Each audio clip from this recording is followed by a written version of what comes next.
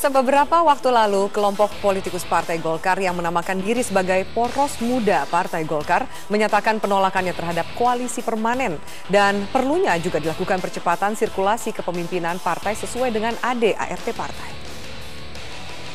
Bukanlah dilakukan atas dasar kepentingan rakyat banyak, melainkan semata-mata didasari oleh nafsu kekuasaan semata. Ketiga, Poros Muda Partai Golkar berpandangan bahwa apa yang dinamakan koalisi permanen tersebut sama sekali tidak produktif melakukan pendidikan politik bagi rakyat Indonesia, khususnya generasi muda bangsa Indonesia, lebih khusus lagi generasi muda di tubuh Partai Golkar.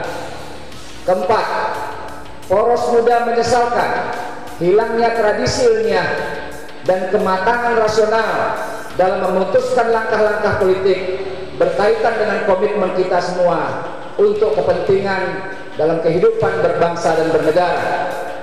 Kelima, karena itu maka Poros Muda Partai Golkar berpandangan bahwa dianggap penting untuk melakukan penyelamatan partai dengan cara mempercepat sirkulasi kepengurusan DPP Partai Golkar sesuai dengan anggaran dasar dan anggaran rumah tangga Partai Golongan Karya. Baik, pemirsa, bergabung dengan kami di studio Metro TV lewat sambungan telepon Ketua DPP Partai Golkar, Pak Hajrianto Tohari. Selamat malam, Pak Hajrianto. Ya, selamat malam. Baik, Pak Hajrianto, di sini juga ada Mas Nusron Wahid dan juga pengamat politik Mas Dimas Oki ya, Pak. Oh ya. Iya, baik. Pak Hajrianto, saya ingin mengkonfirmasi kepada Anda terlebih dahulu. Ada berita yang berkembang di media, ada penonaktifan dari Agung Laksono dan juga sejumlah elit Partai Golkar. Apa yang bisa Anda konfirmasi atau klarifikasi dari berita ini? Saya baru mendengar. Ya, saya kebetulan baru masuk Jakarta. Saya dari kampung ya. Dari ada acara keluarga 2-3 hari ini di jadi Anda belum mendengar ya, Pak? Saya belum mendengar, cuma ketika di jalan dari bandara ke rumah tadi saya sempat melihat berita di koran, koran Tempo. Cuma sayangnya saya membaca kok cuma ada di koran Tempo, di koran yang lain tidak ada tentang berita itu. Saya mencoba untuk menelpon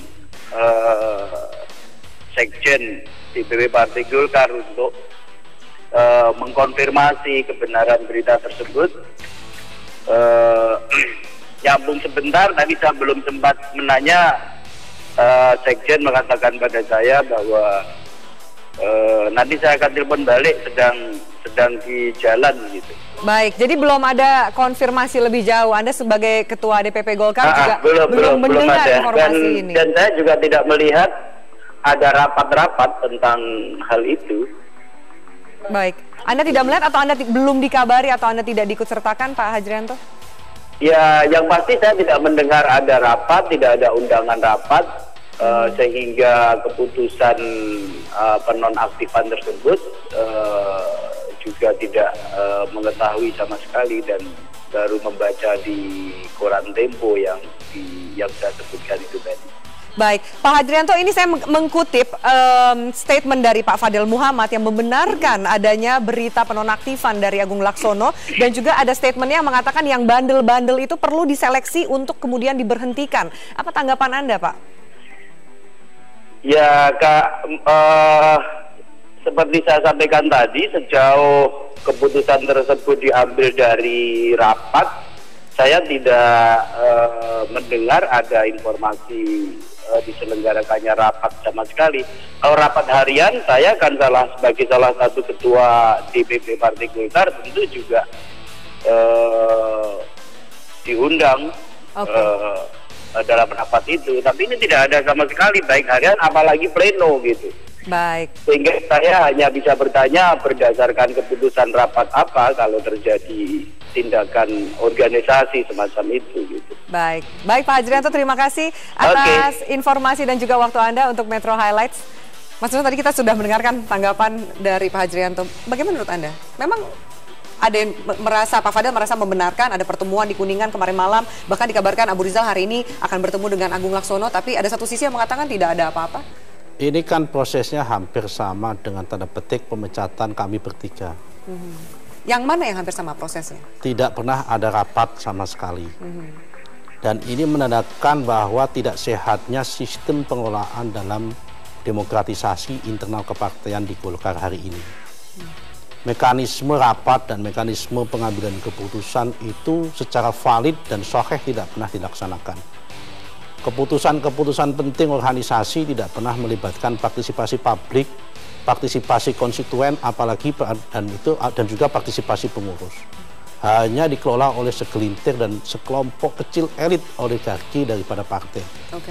Sistem inilah sebetulnya yang ingin kita lawan. Bahwa pengelolaan partai itu adalah miniatur pengelolaan negara. Di situ ada hak-hak publik konstituen yang harus diperhitungkan dan diperhatikan, tapi itu tidak pernah diindahkan. Inilah awal daripada kemunduran dan kehancuran Partai Golkar dan sistem demokrasi di Indonesia ke depan. Baik, sebelum saya ke Mas Dimas, kami juga punya statement yang kurang lebih senada dengan yang Anda katakan tadi, bahwa ini merupakan awal kehancuran. Kita akan tunjukkan salah satu yang dikabarkan dicopot adalah Yoris Rawea yang mengatakan bahwa pencopotan ini jelas juga mempercepat kehancuran Partai Golkar. Fahmi Idris juga mengatakan ini kepanikan Ical di ujung kekuasaannya. Mas Dimas, bagaimana Anda melihat ini? Ya seperti saya sampaikan tadi, ini adalah sebuah pertarungan untuk menunjukkan sesungguhnya apa yang harus dilakukan oleh Partai Golkar dalam menyikapi situasi politik terkini. Jadi jika kita lihat bahwa memang nature-nya Partai Golkar menurut sejumlah kader-kadernya ini, bahwa memang tadi disampaikan oleh Bung Nusron, ketika suara Golkar suara rakyat, maka rakyat memilih Jokowi JK, maka kesanalah arahnya. Dan memang potensi Golkar juga sangat diterima di pemerintahan Jokowi JK. Artinya kan arahnya ke sana. Dan itu diinginkan untuk dilakukan sebuah keputusan politik yang memang signifikan, itu dilakukan sebelum 2015 tentunya, di dalam 2014 ini. Anda setuju dengan statement bahwa ini merupakan awal kehancuran dari Golkar jika memang tidak mendengar suara-suara ini? Saya tidak, gini. Jadi kekuatan Golkar itu adalah kemampuan dia untuk beradaptasi dengan situasi politik ya. Itu yang paling mampu. Dan dinamika di internal Partai Golkar itu luar biasa. Jadi saya pikir, dan satu hal, berbagai pendapat yang sangat ekstrim dan bervariasi itu pun akan ketemu dalam sebuah titik tengah konsensus ya. Dan itu sudah lama nih Partai Golkar, institusionalisasi konflik dan politiknya cukup baik. Cuman saya lihat bahwa yang terpenting di sini, ketika ada satu pihak yang mencoba untuk memaksakan kehendak, lalu kemudian membangun sebuah emosional ketimbang rasional politik, maka itu adalah memungkinkan terjadinya sebuah konsolidasi politik yang lebih besar. Nah, yang kita lihat bahwa sejauh mana bargaining position dari tiap-tiap kubu ini itu kemudian terrekonsiliasikan. Tapi saya melihat bahwa saya tidak sepakat juga kalau dikatakan ini adalah awal kehancuran. Tapi menurut saya, jika Partai Golkar tidak mendengar ya suara-suara publik atau arah angin politik yang kemudian itu dijadikan sebagai sebuah kekuatan adaptasi, guidance yang memang menjadi nature-nya Partai Golkar yang mampu mengikuti arah angin politik ya. Karena menurut saya pragmatisme politik Partai Golkar juga cukup kental. Itu yang membuat mereka selalu survive. Nanti yang menurut saya harus dihitung oleh para pemimpin Golkar saat ini. Oke, saya kutip ada pernyataan dari Abu Rizal Bakri yang mengatakan bahwa yang mendesak untuk mundur kan tidak punya hak suara. Dan juga desakan itu harus ada tanda tangan ketum dan sekjen untuk kemudian melakukan sebuah munas. Mas Nusron. Itu kan kalau dalam situasi normal. Ini kan Golkar dalam situasi tidak normal. Ini kan mekanisme rutin yang harus dipenuhi. Melaksanakan munas yang harus tanda tangan ketum sama sekjen itu kan kalau seandainya mereka tertib. Ini persoalannya adalah mekanisme tertib organisasi tidak dipenuhi. Yang namanya munas Golkar pada tahun 2009 yang mengangkat terpilihnya Abu Rizal Bakri menjadi ketua umum dan Idrus Marham sebagai sekjen, itu adalah tanggal 8 Oktober tahun 2014. Tahun 2009. Di dalam ADART bahwa yang namanya kepengurusan DPP itu 5 tahun. Kalau 5 tahun ya logikanya sebelum bulan tanggal 8 Oktober harus selesai. Jadi ini selesai ada tanda tangan ketua umum atau tidak ada tanda tangan ketua umum, dilaksanakan oleh ketua umum atau tidak dilaksanakan oleh ketua umum bersama sekjen, otomatis setelah tanggal 8 Oktober Golkar dalam kondisi vakum kekuasaan. Karena dalam kondisi vakum kekuasaan maka harus ada inisiatif-inisiatif oleh para kadernya untuk mengambil alih dan menyelamatkan pada kondisi partai tersebut. Oke, statement Abu Rizal berikutnya yang saya kutip adalah bahwa harus ada sebuah desakan dari DPD 1 dan 2 dan juga Ormas. Sejauh ini tidak ada. Bagaimana sebenarnya peta politik antara yang pro Prabowo dan pro Jokowi di kantung DPD 1 dan 2 dan juga Ormas? Desakan-desakan itu pasti ada. Cuma ada desakan-desakan yang disampaikan secara eksplisit langsung, ada yang tidak langsung. Dan semua itu pasti akan mengkristal. Saya yakin dengan opini, bahkan dengan isu penonaktifan Waketum, yaitu Pak Agung Laksono itu, saya pasti ada indikasi bahwa kekuatan untuk desakan itu sudah ada. Tetapi untuk membumi hanguskan itu, maka Waketumnya dipecat atau dinonaktifkan. Saya yakin sudah ada. Dan saya yakin dengan penonaktifan itu, kalau toh itu terjadi, bukan akan memadam untuk tuntutan, tapi justru akan mempercepat tuntutan itu. Mempercepat justru? Mempercepat tuntutan dan akan mempercepat dan percepatan proses dan memperbesar dukungan untuk itu. Oke, silakan. Pertanyaan terbesar tapi adalah sejauh mana kemudian para elit-elit politik yang terpinggirkan ini, yang sekarang dipecat katakanlah oleh kepemimpinan ARB, itu mampu mengkonsolidasikan DPD-DPD yang ada sekarang di tingkat 1 maupun tingkat 2. Dan artinya itu menjadi lebih menarik. Kenapa? Karena itu sangat secara kuantitas sangat bisa dihitung ya. Jadi dan arahnya sekarang adalah sejauh mana kemudian opini di internal elit dan kader-kader Partai Golkar itu yang mana yang paling kuat. Ketika opini arahnya untuk meminta supaya terjadi munaslup dan ARB turun, lalu kemudian sejauh mana ini mampu meyakinkan seluruh kader yang ada. Tapi kalau saya lihat bahwa sejauh ini yang lebih menarik adalah ketika konsolidasi di koalisi merah putih nih, Prabowo Hatta, yang dimana di situ ARB, Golkar juga menjadi salah satu penopang yang sangat kuat. Ketika konsolidasi politik yang dibangun itu juga cukup tinggi, kita ketahui bahwa ini konteks di luar Golkar juga cukup berpengaruh terhadap dinamika yang terjadi di internal. Maka menurut saya itu juga akan menjadi sebuah momentum politik yang bisa digunakan oleh kelompok ARB untuk terus mempertahankan positioning mereka di internal Partai Golkar. Jadi kita ketahui agenda di luar kan ini ada MK, lalu kemudian setelah ini ada namanya Pansus Pilpres rencananya, saya juga tidak tahu tuh. Tapi kemudian ini mampu menjadi sebuah justifikasi untuk terus mengkonsolidasikan barisan kelompok ini di internal Partai Golkar. Oke, sebagai pengamat saya akan tanya menurut Anda arah anginnya kemana. Tapi kita sudah bergabung juga bersama kita dari sambungan telepon Pak Firman Subagio, Ketua DPP Partai Golkar. Selamat malam Pak Firman. Pak Firman Subagio, selamat malam. Selamat malam. Ya Pak, di sini ada Mas Nusron Wahid dan juga pengamat politik di Mas Oki. Saya ingin mencoba mencari lebih jauh informasi yang mengabarkan bahwa ada penonaktifan dari Agung Laksono. Sejauh yang Anda ketahui seperti apa kondisinya di internal saat ini, Pak Firman? Pak Firman? Ya. Silakan. Saya rasa tadi sudah saya sampaikan dalam statement saya yang telah ditayangkan.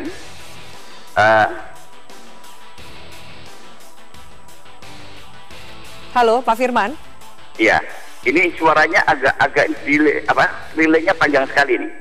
Baik, silakan saja Pak. Saya berikan Anda waktu untuk menjelaskan tanpa saya potong. Baik, Pak Firman, tolong kecilkan TV Anda. Fokus saja pada pembicaraan di telepon, Pak Firman. Baik, saya akan kembali lagi ke Anda, Pak Firman. Nanti kita perbaiki sambungan telepon dengan Pak Firman Subagio. Baik, ada dua kandidat yang digaungkan berpotensi untuk menggantikan Abu Rizal Bakri. Ada MS Hidayat dan kemudian Agung Laksono. Bahkan kedua tokoh ini sudah menyiapkan tim pemenangan. Menurut Anda bahwa ini kayaknya arahnya akan benar gitu, mampu melengsarkan Abu Rizal? Sudah dibentuk tim pemenangan. Yang melengsarkan Pak Abu Rizal itu bukan Pak Agung Laksono maupun bukan Pak Hidayat, tapi alam. Ini sebuah keniscayaan, memang sirkulasi alam menghendaki beliau untuk berhenti. Dan memang sudah saatnya berhenti. Kenapa? Karena memang jabatannya selesai pada tanggal 8 Oktober. Kalau mengatakan bahwa harus ada desakan daripada DPD 1, itu kan kalau dalam kondisi belum sampai 5 tahun. Wong ini sudah sampai 5 tahun kok nunggu desakan. Memang alamiah ini. Jadi ini adalah bukan munas luar biasa, munas alamiah. Ditandatangani ketua umum atau enggak ditandatangani ketua umum, dilaksanakan tandatangani sekjen atau tidak tandatangani sekjen, ada desakan DPD 1 atau tidak ada desakan DPD 1, selama mencapai quorum, yaitu 2/3 dari peserta kongres, peserta munas. Dan peserta munas itu adalah DPD 2 dan DPD 1 serta organisasi-organisasi. Yang kira-kira jumlahnya sekali 510. Nah, kalau itu tercapai, insya Allah ya udah bisa dilaksanakan. Siapapun atau Pak Agung Laksono pun bisa melaksanakan. Sekumpulan pengurus DPP pun bisa melaksanakan. Sekarang kalkulasi Anda berapa yang kemudian satu perahu dengan Anda untuk mendukung Jokowi JK? Insya Allah banyak sekali. Kenapa? Karena Golkar itu dilahirkan untuk melakukan demokratisasi dan stabilisasi politik di Indonesia ini. Golkar itu dilahirkan untuk partisipasi pembangunan. Golkar itu dilahirkan untuk membangun Republik Indonesia, bukan dalam rangka untuk ada di luar pemerintahan. Insya Allah Anda banyak sekali itu mencapai 2/3? Saya yakin bisa. Anda yakin bisa lebih bisa? dari itu. Hari ini statusnya? Insya Allah bisa. Oke, baik. Kita kembali bergabung dengan Pak Firman Subagio. Pak Firman, sudah bisa mendengar saya? Iya, iya. Baik, Pak, saya mau konfirmasi, benarkah hari ini rencananya akan ada pertemuan antara Abu Rizal Bakri dengan Agung Laksono, Pak? Pertama begini ya, saya ini terus terang sangat luar biasa saudara Nusron ini. Karena Nusron ini adalah salah satu aktivis yang sangat luar biasa tahun 97 yang ikut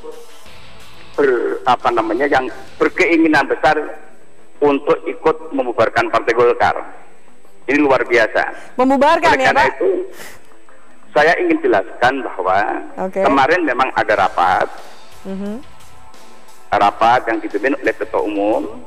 Ketua Umum mengundang pengurus-pengurus di DPP tertentu. Kebetulan saya tidak bisa hadir karena saya ikut di Lemhanas. Di mana Ketua Umum minta pertimbangan-pertimbangan terhadap langkah-langkah yang akan ditempuh dalam rangka untuk mengambil tindakan-tindakan indisipliner dalam sebuah organisasi partai ini. Landasannya adalah di dalam Munas Rio yang lalu itu ada keputusan-keputusan yang diamanatkan kepada partai, yang tentunya ini adalah sebuah keputusan yang harus ditindaklanjuti oleh pimpinan partai secara kolektif. Yaitu salah satunya agar musyawarah Partai Golkar tidak berbenturan dengan jadwal pemilihan presiden dan wakil presiden tahun 2014 yang berpotensi memecah belah perhatian dan mengganggu soliditas partai, dipandang perlu memperpanjang, sekali lagi perlu memperpanjang akhir masa jabatan pengurus hingga tahun 2015. Ini adalah rekomendasi partai, dan kemudian di dalam penutupan rekomendasi ini adalah menjadi bagian yang tidak terpisahkan dari keputusan Munas 8. Artinya bahwa ini harus dipertanggungjawabkan pengurus partai secara kolektif. Ya. Nah, oleh karena itu dengan adanya keinginan-keinginan, ada Munas dipercepat, ada Munas yang namanya macam-macam lah. Ini adalah merupakan satu pemikiran orang per orang yang tentunya tadi saya tegaskan, kalau memang ada keinginan-keinginan harus memenuhi mekanisme organisasi. Baik. Di dalam anggaran dasar anggaran rumah tangga itu juga ada ketentuan. Baik. Ya, tidak dimunafikan atau kita tidak mengharamkan adanya munasib pejabat, tapi harus ada usulan 2/3 daripada pengurus daerah tingkat 1. Nah, sampai hari ini kita itu belum memenuhi persyaratan itu loh. Baik, Pak Firman, ditahan dulu, Pak Firman. Pak Firman, baik, ditahan dulu. Nanti Anda bisa lanjutkan keterangan Anda usai jeda berikut ini. Pemirsa, kami juga, saya meminta pendapat Anda ini bertolak belakang sekali dengan apa yang dikatakan oleh Pak Firman tadi, pernyataan Anda, Mas Nusron, dan juga Mas Dimas Atika. Saya minta bagaimana kemudian baiknya demi masa depan Golkar, dan juga yang katakan bahwa suara Golkar adalah suara rakyat. Sesaat lagi, pemirsa, kami lanjutkan dialog di Metro Highlight. Tetaplah bersama kami.